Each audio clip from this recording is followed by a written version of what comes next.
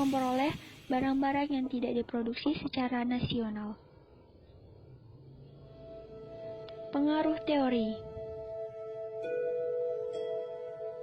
Meskipun banyak ditentang, teori keunggulan komparatif Ricardo telah menjadi dasar kegiatan ekonomi perdagangan antar negara di era modern.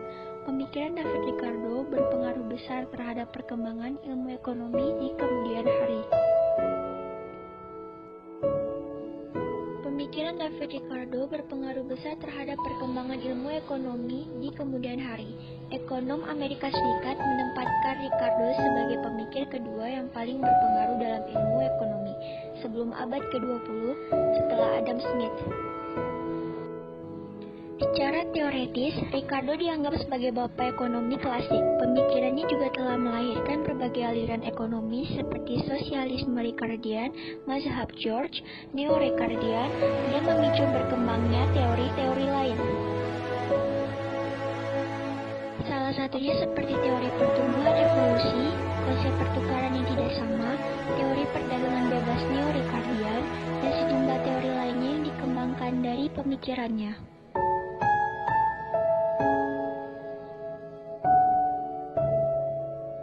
Karya tulis. The High Price of Bullion, a Proof of Depreciation of Banknotes. Essay on the Influence of the Low Price of Corn on the Profit of Stock. On the Principle of Political Economy and Taxation.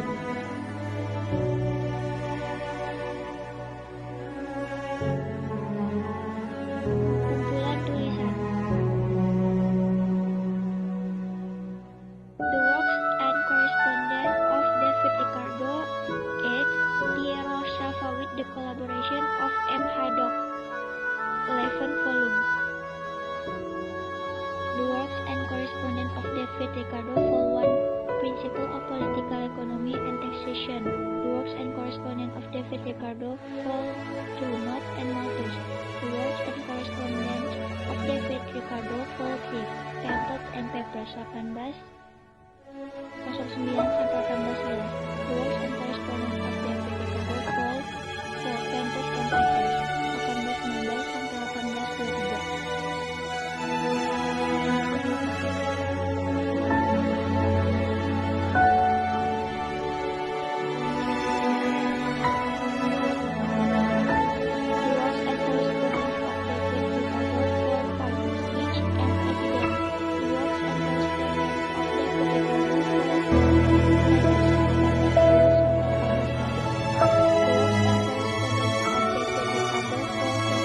Letters 1816 sampai 1818. The Works and Correspondence of David Ricardo, Vol. 8, Letters 1816 June 1821. The Works and Correspondence of David Ricardo, Vol. 9, Letters 1821 sampai 1823. The Works and Correspondence of David Ricardo, Vol. 10, Biographical Miscellany. The Works and Correspondence of David Ricardo, Vol. 11, General Index.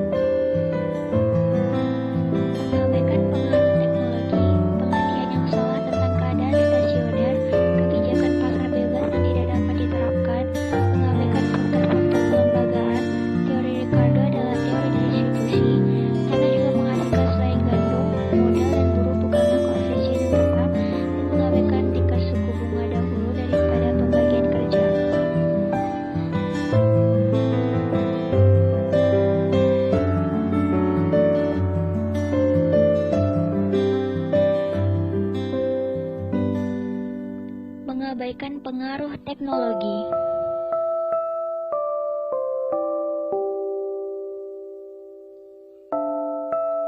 Pada mulanya, kemajuan teknologi bisa menahan penurunan hasil.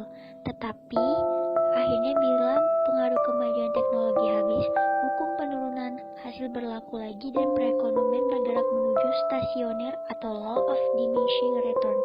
Ricardo kurang memperkirakan potensi kemajuan teknologi dalam menahan menurunnya hasil tanah. Hal ini telah dibuktikan oleh negara-negara maju.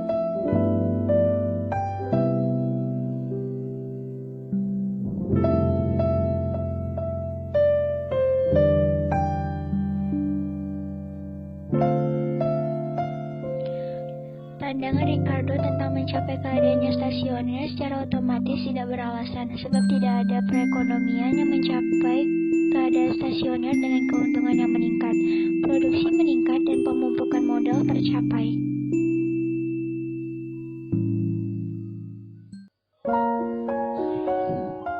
Kebijaksanaan pasar bebas yang tidak dapat diterapkan. Menurut Ricardo, kebijakan pasar bebas tidak dapat diterapkan bila ada campur tangan dari pemerintah karena perekonomian berjalan otomatis melalui persaingan yang sempurna.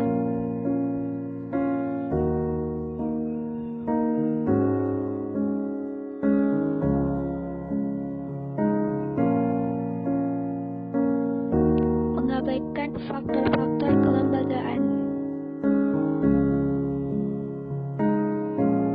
Salah satu cacat yang paling pokok dari teori Ricardo adalah diabaikan peran kelembagaan. Padahal faktor kelembagaan sangat penting bagi pembangunan ekonomi dan tidak dapat diabaikan.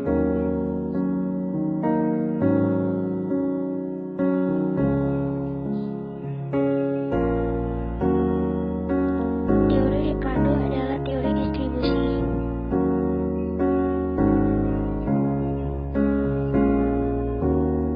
Teori Ricardo bukanlah teori pertumbuhan, tetapi teori distribusi yang menentukan besarnya bagian buruh, tuan tanah, dan pemilik modal.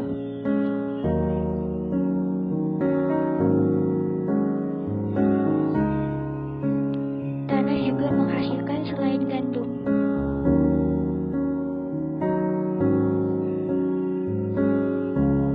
Ricardo berpendapat dalam rangka pertumbuhan ekonomi hanya satu produk yang bisa dihasilkan dari tanah, yaitu gandum. Ini adalah pendapat yang usang, sebab ternyata tanah bisa menghasilkan berbagai macam produk selain gandum.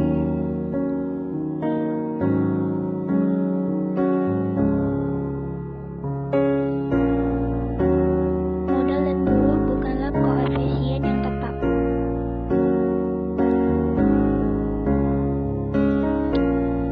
Asumsi Ricardo bahwa modal dan buruh merupakan koefisien produksi yang tetap adalah tidak benar.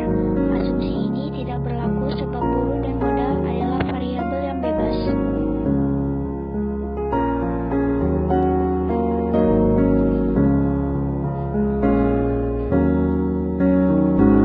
Mengabaikan tingkat suku bunga. Kelemahan yang serius dari teori Ricardo adalah pengabaian tingkat suku bunga dalam pertumbuhan ekonomi.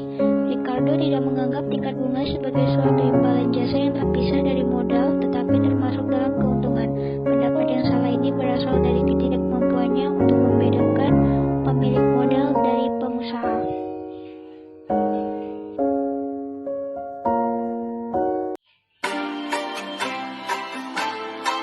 Pada intinya, Ricardo memperkenalkan pemikiran spesialisasi industri ekstrim oleh suatu negara dan pendayagunaan industri nasional yang menguntungkan dan berdaya saing.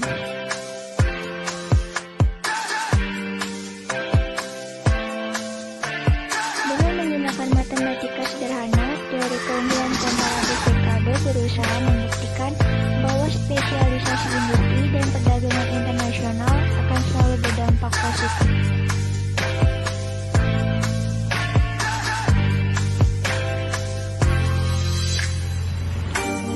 Teori ini kemudian diperluas dan menghasilkan konsep keunggulan absolut yang sama sekali tidak menekankan spesialisasi industri dan perdagangan internasional dalam kegiatan perekonomian suatu negara.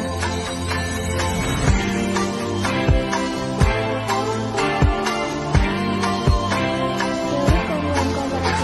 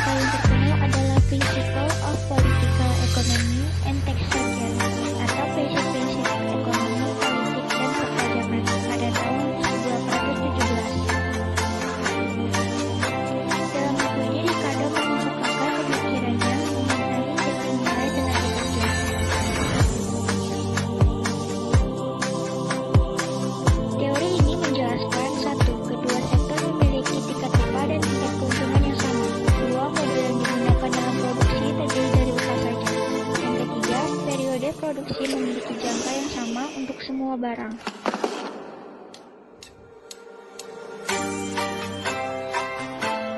Pemikiran lainnya. Pemikiran terkenal Ricardo lainnya adalah kritiknya terhadap proteksionisme dalam sektor pertanian. Pemikirannya mengenai perdagangan bebas dan merupakan ekonomi untuk peran besar dalam mengembangkan teori skor, peran dan keuntungan. Pemikiran lain yang dikemukakan oleh Ricardo adalah ekuivalensi Ricardian yang berpendapat bahwa kebijakan pemerintah untuk membiayai pengeluaran negara seperti menarik pajak, berhutang, atau menekan defisit mungkin tidak berpengaruh terhadap perekonomian. Pemikirannya ini kemudian dikembangkan oleh Robert Barrow di era modern. Sekian dari kelompok 1. Terima kasih.